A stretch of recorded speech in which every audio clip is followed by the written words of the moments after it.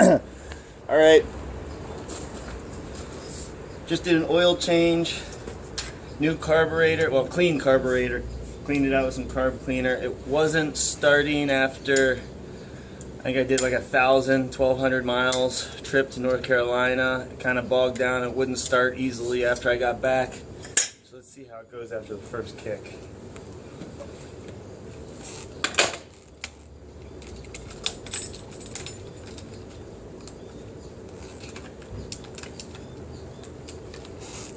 Choke out, on, run.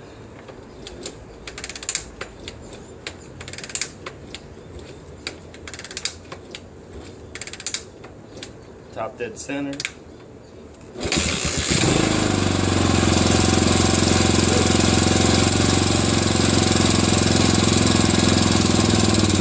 it down the idle.